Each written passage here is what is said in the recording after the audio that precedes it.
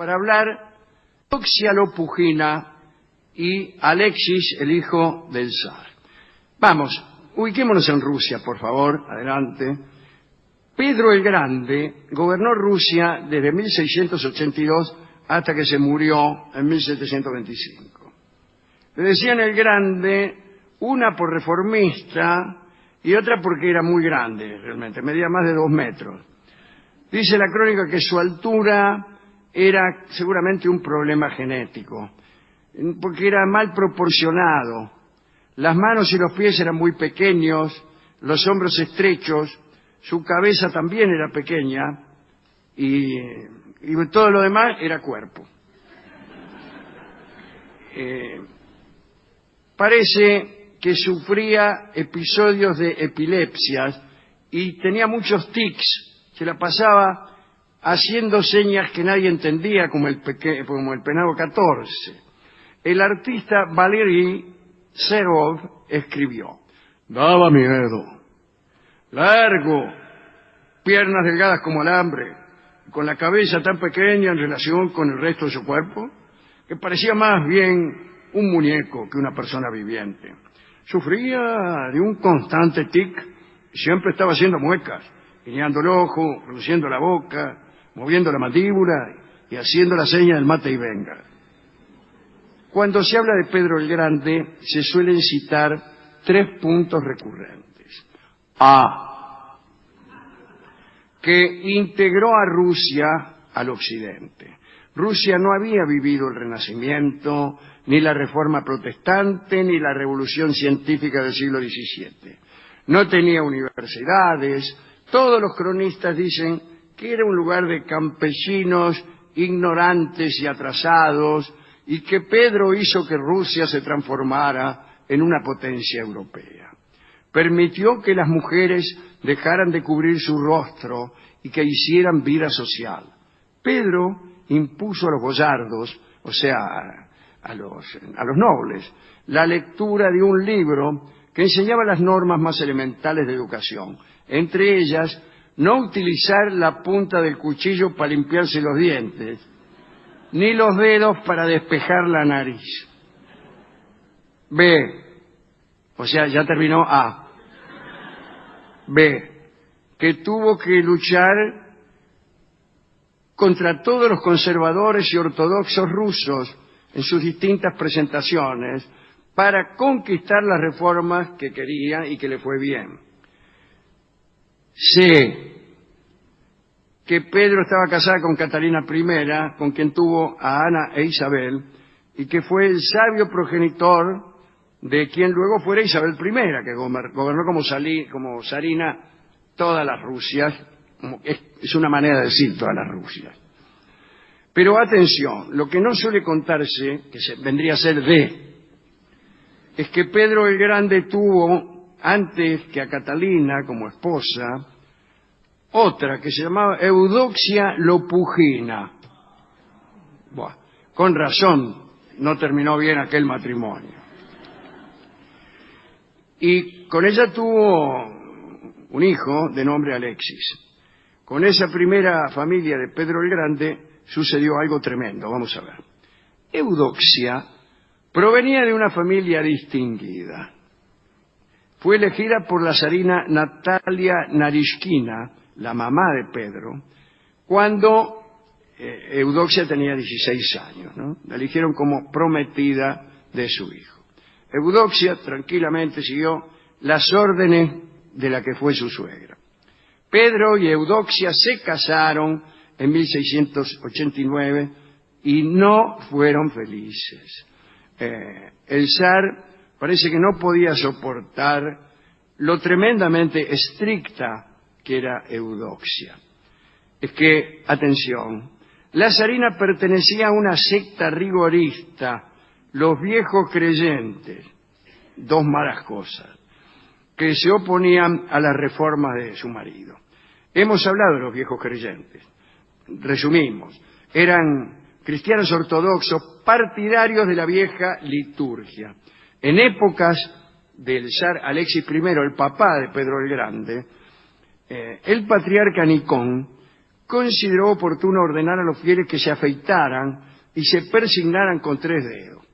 No sé con cuántos dedos se persignaban antes, pero el caso es que esta medida de los 3 dedos desató un escándalo.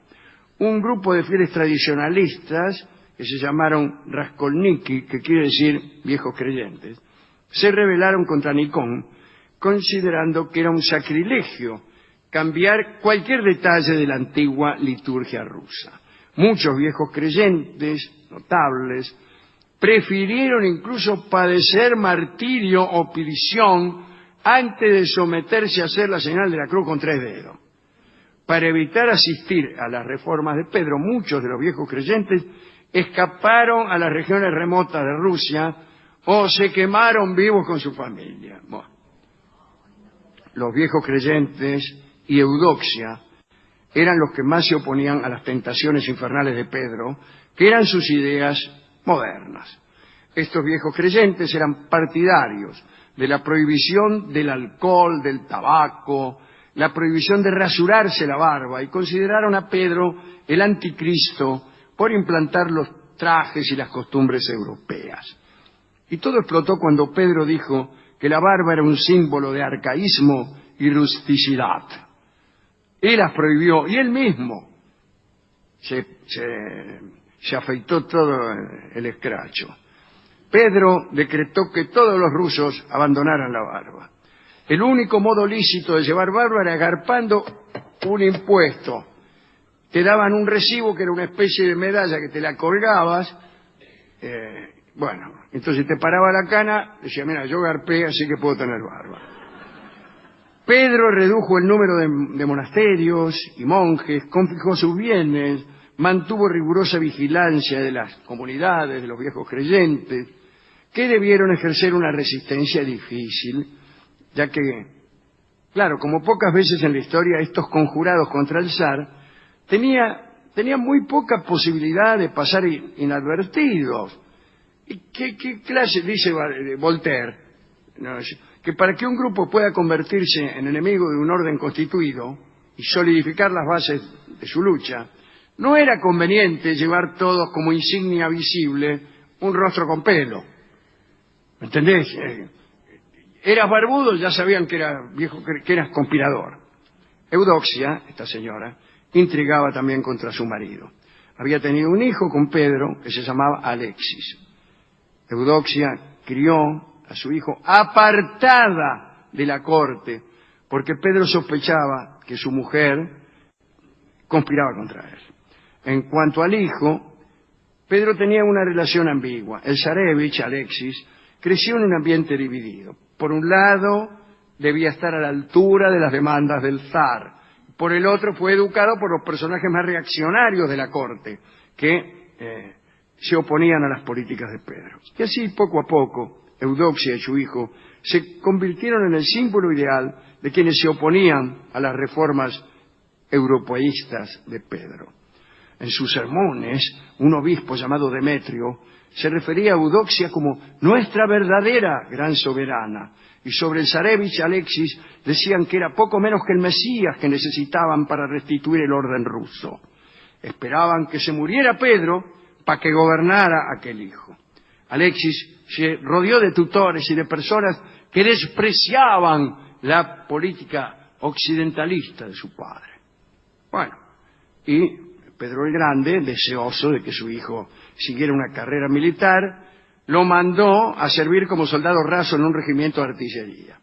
Pero al joven zarevich no le gustaba la vida militar, y además estaba, imagínense, molesto con Pedro por eso, no ocultaba su desagrado por el trato que el zar le había dado a su madre, y Pedro consideraba que a su hijo le faltaba el temple adecuado para continuar su legado. En 1708, Alexis fue enviado a Dresde, donde completó su formación, estudiando francés, alemán, matemáticas y poliorcética, que es la ciencia que estudia el sitio de ciudades. Una vez completada su educación, contrajo matrimonio con Carlota Cristina de Brunswick, hija de un fabricante de mesas de billar. Uno de los términos del contrato matrimonial estipulaba que la esposa podría conservar su religión protestante.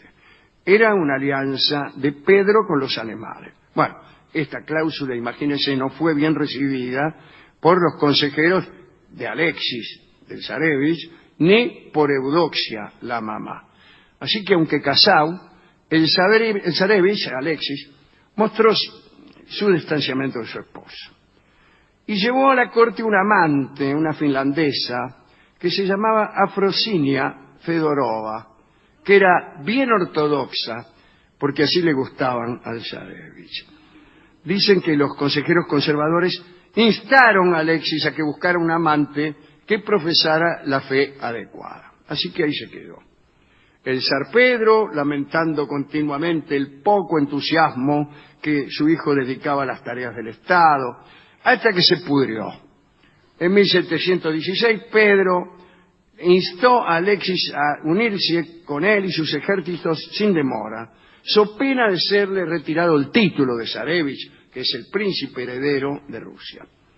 Y Alexis tuvo miedo, ¿y qué hizo? Se escapó de Rusia, un asunto inédito en la historia rusa, que un príncipe, el hijo de un zar, se escapara. Huyó a Viena para ponerse bajo la protección del emperador Carlos VI del Sacro Imperio Romano Germánico. Pedro el Grande, imagínese, se desesperó, le pareció que aquello era una afrenta, una vergüenza, una humillación delante de todas las naciones, y empezó negociaciones para el regreso a casa del heredero. Alexis exigía que fuese perdonado y que se le permitiera vivir con la linda Afrosinia, la amante, ¿no? La chica esta estaba embarazada también. Después de varias jornadas de negociaciones, el zarevich aceptó regresar a casa. Afrosinia la dejó en Venecia porque estaba desconfiando. Llegó a San Petersburgo y era una trampa.